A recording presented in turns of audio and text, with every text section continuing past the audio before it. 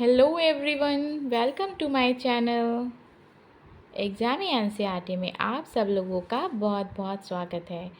तो आज हम क्या देखेंगे? आज हम अपने सबसे फेमस पर्सनालिटी, जिसको हम सब और सभी जानते हैं, एक कौन है ना? ये हिटलर के बारे में आज हम जानेंगे। तो नाज़ीवाद और हिटलर का उदय देखेंगे आज हम। ठीक है, हिटलर किस तरीके का जो था, किस तरीके का उनका नेचर था, है ना? कैसे उनका शासन था, कैसे उन्होंने रूस को कैसे उन्होंने अपने अकॉर्डिंग उन्होंने उसको चेंजमेंट करा, है ना?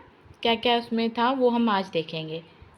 देखिए, 1945 के बसंत में हेलमुट नामक 11 वर्षीय जर्मन लड़का बिस्तर में लेटे हुए कुछ सोच रहा था। इसमें एक ऐसे स्टोरी के टाइप से आपको बताया गया है कि 1945 के बसंत में हेलमुट नाम का एक बच्चा था जो कि 11 वर्ष का था। वो क्या था, जर्मन में क्या कर रहा था, ये बिस्तर पर लेटे हुए कुछ सोच रहा था। तभी उसे अपने माता पिता की दबी दबी सी आवाज़ सुनाई दी। उस बच्चे को क्या हुआ था, हेलमुट कान लगाकर उस उनकी बातचीत सुनने की कोशिश करने लगा। वो बच्चा अपने माता पिता की बातें सुन रहा था। वे गंभीर स्वर में किसी मुद्दे पर बहस कर रहे थे। उसके माता पिता थे, वो किसी गंभीर मुद्दे पर बहस कर रहे थे। हेलमुट जो था, उसके पिता एक जाने माने चिकित्सक थे। उसके पापा कौन थे? उसके पापा एक डॉक्टर थे, जो हेलमुट नाम का बच्चा था, है ना? ये स्टोरी हमें क्या बताएगी? हमें हिटलर के बारे में आगे चल के बताएगी कि हिटलर की क्या स्टोरी थी। ठीक है, उस वक्त में अपनी पत्नी से इस बारे में बात कर रहे थे। क्या बात कर रहे थे कि क्या उन्हें पूरे परिवार को ख़त्म कर देना चाहिए या अकेले आत्महत्या कर लेनी चाहिए। ठीक है, ये बता रहे थे। तो वो बच्चा सुन रहा था। उन्हें अपना भविष्य सुरक्षित नहीं दिखाई दे रहा था। जो उसके पिता थे, उनको ऐसा लग रहा था कि उनका भविष्य सुरक्षित नहीं है। तो वे घबराहट भरे स्वर में कह रहे थे, अब जो हमारा मित्र राष्ट्र भी हमारे साथ वैसा ही बर्ताव करेंगे जैसा हमने अपाहिजों और यहूदियों के साथ किया था। जो मित्र राष्ट्र था, तो अब उन्हें ये डर लग रहा था कि क्या मित्र राष्ट्र भी हमारे साथ वैसा ही उपयोग ना करे जो उन लोगों ने यहूदियों के साथ किया था। अगले दिन क्या था, वे हेलमेट को लेकर बाग में घूमने गए। जो उनके माता पिता थे, वो अपने बच्चे को हेलमेट को बाग में घुमाने ले गए। तो आखिरी दिन क्या हुआ, ये आखिरी मौका था, सॉरी आखिरी दिन नहीं, ये आखिरी मौका था। किस चीज़ का आखिरी मौका था ये? एक सेकेंड,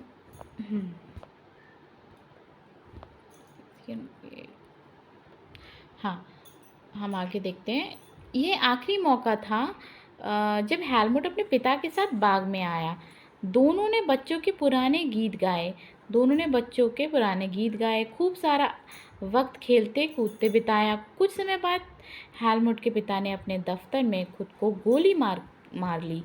हेलमुट की यादों में वह क्षण अभी भी जिंदा है। वो बच्चा जो था, वो सब कुछ अभी भी सोच रहा था। उसके ज़हन में मतलब जो बातें थी ना, वो सब उसे आ रही थी। जब उसके पिता को खून में से सनी वर्दी को घर के अलाव में ही जला दिया गया था। जो उसके पिता की जो वर्दी थी, ठीक है, जो उससे खून से सनी हुई थी, उसको उसमें जला दिया गया। तो हेलमेट ने जो कुछ सुना और जो कुछ हुआ था हेलमेट के जो पिता के साथ, तो उससे उसके दिलो दिमाग पर इतना गहरा सदमा पहुंचा है कि अगले 9 साल तक वह घर में एक ही कोर भी नहीं खा पाया। मतलब कौर भी नहीं खा पाया, मतलब कि वो कुछ एक बाइट भी नहीं खा पाया था खाने की। उसे यही डर सता रहा था, कहीं उसकी माँ भी उसे ना जहर दे दे। आगे देखते हैं। ठीक है, देखिए, ये बच्चा दिया हुआ, बच्चा नहीं, ये हेलमेट हिटलर दिया हुआ है। ये हिटलर मध्य और इसमें दिया हुआ है कि बाय सरकारी बैठक के बाद बाहर निकलते हुए हिटलर की तस्वीर दी हुई है। तो आगे देखते हैं हम क्या है हमारे चैप्टर में। ठीक है, हेलमुट को शायद समझ में आया हो, लेकिन हकीकत यह है कि उसके जो पिता थे नाज़ी थे। उसके जो पिता थे वो नाज़ी के थे। वे एडोल्फ हिटलर के कट्टर समर्थक थे। वो समर्थक थे, हिटलर के समर्थक थे उसके पिता। आप में से कई बच्चे नाज़ी और उनके नेता हिटलर के बारे में जानते होंगे। आपको शायद पता होगा कि हिटलर जर्मनी को दुनिया का सबसे ताकतवर देश बनाने को कटिबद्ध था। जो हिटलर था, वो अपने जर्मनी को सबसे ताकतवर देश बनाना चाहता था उस टाइम। ठीक है, ओके, वह पूरे यूरोप को जीत लेना चाहता था। जो जर्मनी को पहले तो वो बहुत ही ताकतवर बनाना चाहता था और धीरे धीरे वो यूरोप को भी जीत लेना चाहता था। आपने ये भी सुना होगा कि उसने यहूदियों को मरवाया था। यहूदी जो थे ना वो उससे अलग उसके थे, नस्ल के, है ना, एक तरह से जो थी यूरोप में नस्ल टाइप से थी ना, तो ये जो यहूदी थे ना वो अलग थे। तो आपने ये भी सुना होगा कि यहूदियों को मरवाया था। लेकिन नात्सीवाद सिर्फ इन इक्का दुक्का घटनाओं का नाम नहीं है, ये दुनिया और राजनीति के बारे में एक संपूर्ण व्यवस्था विचारों की एक पूरी संरचना का नाम है। आइए समझने की कोशिश करें कि नात्सीवाद का मतलब क्या था। इस सिलसिले में आपने जैसे ये वर्ड सुने, नात्सीवाद, यहूदी, तो अभी आप 9th क्लास में हो तो शायद आपको इतना नहीं पता होगा। तो जो हमारे जो वर्ड्स हैं, ठीक है, इनको इस पूरे चैप्टर में अच्छे से एक्सप्लेन करा गया है, ठीक है, कि ये क्या विचारधारा थी। नात्सीवाद था, ये भी एक विचारधारा थी, मतलब लोगों का एक एक समूह था, उसको नात्सीवाद नाम दे दिया गया था। ठीक है, इसको हम समझते चलते हैं आगे। इस सिलसिले में सबसे पहले हम ये देखेंगे कि हेलमुट के पिता ने आत्महत्या क्यों की थी। वे किस चीज़ से डरे हुए थे, उसके जो पिता थे वो किस चीज़ से डरे हुए थे, है ना। जो हमने एक स्टोरी सुनी तो हमने सुन तो ली, लेकिन हमें ये नहीं पता चला कि एक्चुअल में मतलब क्या बात थी, है ना, वो हम आगे हम देखते हैं। अब क्या हुआ, मई 1945 में जर्मनी ने मित्र राष्ट्र के सामने समर्पण कर दिया।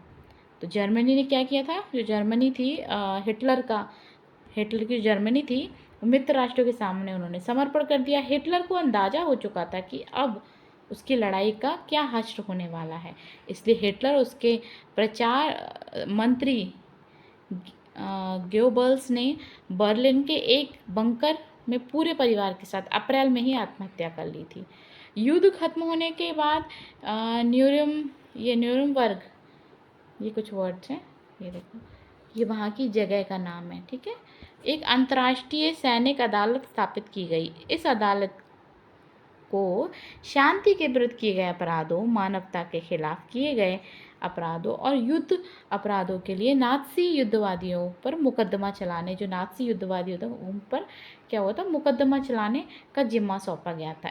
इस युद्ध के दौरान जर्मनी के व्यवहार, खास तौर से इंसानियत के खिलाफ किए गए उसके अपराधों की वजह से कई गंभीर नैतिक सवाल खड़े हुए।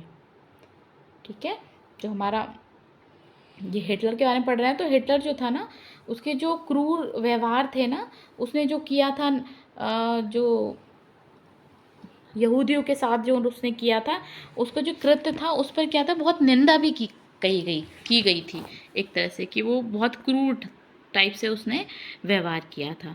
इंसानियत के खिलाफ किए गए उसके अपराधों की वजह से कई गंभीर नैतिक सवाल खड़े हुए और इसके कृत्यों की दुनिया भर में निंदा भी की गई। ये कृत्य क्या थे, अब हम ये कृत्य देखेंगे, यानी सॉरी तो उसमें हम ये देखेंगे कि हमने चैप्टर में ये पढ़ा कि उसने मतलब बहुत अच्छे मतलब नैतिक व्यवहार नहीं किए थे। तो वो क्या क्या थे जिसकी वजह से उसको हिटलर को बताया गया था कि वो अच्छे व्यवहार नहीं कर रहा है। दूसरे विश्व युद्ध में साय में जर्मनी ने जनसंहार शुरू कर दिया, जिसके तहत, हाँ ओके, आगे क्या पढ़ रहे थे हम। दूसरे विश्व युद्ध में साय में जर्मनी ने जनसंहार शुरू कर दिया था। दूसरा विश्व युद्ध था तो उसमें क्या करा था, हिटलर ने नरसंहार शुरू कर दिया था, जिसके तहत ये एक तरह से आपको ये घटना बताई जा रही है कि हमारे जो हिटलर था उसको हम लोग कितना क्रूर और ऐसा क्यों कहा जाता है, उसके ऊपर जो उसके पीछे जो रीज़न है वो बताया जा रहा है इसमें। तो क्यों कहा जाता था, उसने क्या, दूसरे विश्व युद्ध में जर्मनी ने विश्व युद्ध के साय में जर्मनी ने नरसंहार शुरू कर दिया, जिसके तहत यूरोप में रहने वाले कुछ खास नस्ल के, जो यूरोप था उसमें कुछ खास नस्ल के लोगों को सामूहिक रूप से मारा जाने लगा। जो हमारा यूरोप था उसमें क्या कुछ अलग किस्म नस्ल के लोग थे ना, उनको मारा जा रहा था। इस युद्ध में मारे गए लोगों में 60 लाख यहूदी थे। अब इसमें जो मारे गए थे लोग थे वो 60 लाख यहूदी थे, 2 लाख जिप्सी थे और 10 लाख पोलैंड के नागरिक थे। साथ ही मानसिक व शारीरिक रूप से अपंग घोषित किए गए, साथ ही उनको मानसिक व शारीरिक रूप से अपंग घोषित किए गए। 70,000 जर्मनी नागरिक भी मार डाले गए। जर्मनी नागरिक जो थे उनको भी मार दिया गया। इनके अलावा ना जाने कितने ही राजनीतिक विरोधियों की भी मौत की नींद सुला दिया गया। अब जो हिटलर का साम्राज्य था तो उसमें क्या था, तो उसने ये सब कहा, इन्होंने 60 लोग यहूदियों को मारा, कुछ जिप्सियों को मारा, 2 लाख 10 लाख पोलैंड के नागरिकों को मारा, 70,000 जर्मनी नागरिक को मार डाला। तो ये एक तरह से क्रूर तो कहलाएगा ही ना। तो इनके अलावा ना जाने कितने ही राजनयिक विरोधियों को भी, उसने जो राजनीति उसके विरोध में थे जो लोग, उनको भी मौत की नींद सुला दिया गया था। इतनी बड़ी तादाद में लोगों को मारने के लिए ऑशविट्स लोग जैसे कत्ल खाने बनाए गए। ठीक है, मतलब आप देख रहे हो ना कितना तरीके से उसने उत्पात मचाया था। एक तरीके से कत्ल खाने बनाए गए जहाँ जहरीली गैसों से हज़ारों लोगों को एक साथ मौत के घाट उतार दिया जाता था।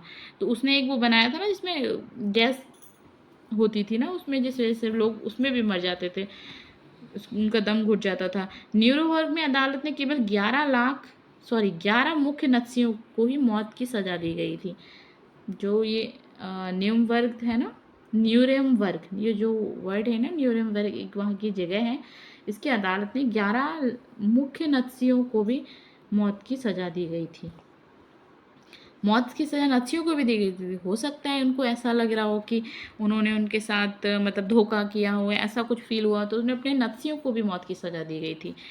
बाकी आरोपियों में से बहुत को उम्र कैद की सज़ा सुनाई गई थी। सज़ा तो मिली, लेकिन नत्सियों को जो सज़ा दी गई वह उनकी बर्बरता उनके जुल्मों के मुकाबले बहुत छोटी थी। जो नत्सियों को सज़ा दी गई थी वह उनकी बर्बरता उनके जुल्मों के मुकाबले बहुत छोटी थी। अच्छा, ओके, आप देख रहे हो ना, सज़ा तो मिली थी नत्सियों को। असल में मित्र राष्ट्र पराजित जर्मनी पर, जो पराजित जर्मनी थी उस पर जो मित्र राष्ट्र इस बार पैसा कठोर दंड नहीं थोपना चाहते थे। पैसा का मतलब वैसा पहले वाला कठोर दंड नहीं थोपना चाहते जिस तरह का दंड पहले विश्व युद्ध के दौरान जर्मनी पर थोपा गया था। बहुत सारे लोगों का कहना है कि पहले विश्व युद्ध के आखिर में जर्मनी के लोग जिस तरह के अनुभव से गुजरे थे, जो बहुत सारे लोग क्या कह रहे थे, जो पहला विश्व युद्ध के आखिर में जर्मनी के लोग जिस तरह के अनुभव से गुजरे थे, उसने भी नाज़ी जर्मनी के उदय में योगदान दिया। ठीक है, जो पहले विश्व युद्ध की जो घटनाएं हुई थी जर्मनी के साथ, जो जर्मनी था, ठीक है, ठीक है, जो हमारा दूसरा विश्व युद्ध की जो घटनाएं हुई थी, जो जर्मनी इतना क्रूर हो गया था, तो उसकी वजह कुछ ये भी बताई जाती है कि पहला विश्व युद्ध के दौरान जर्मनी के साथ जो अनुभव गुजरे थे, इस वजह से भी जर्मनी में जो उसका था, क्या नाम है, हिटलर का उदय हुआ था एक तरह से। ये अनुभव क्या था, अब ये अनुभव हम नेक्स्ट वीडियो में देखेंगे। ठीक है, तो हमारी वीडियो बहुत लंबी हो जाएगी ना। ओके, तो हम वाइमर गणराज्य का जन्म देखेंगे कि जो वाइमर गणराज्य था उसका जन्म क्यों हुआ था, क्या अनुभव था उनका। ठीक है, चलिए, तब तक आप लोग, आपको क्लास अच्छी लगी हो तो आप लोग लाइक करो, शेयर करो और सब्सक्राइब करो। ओके, ताकि आपको टाइम से आपकी वीडियोस, आपके बुक्स के अकॉर्डिंग आपके चैप्टर्स मिलते रहें। ठीक है, ठीक है, नेक्स्ट वीडियो में मिलते हैं।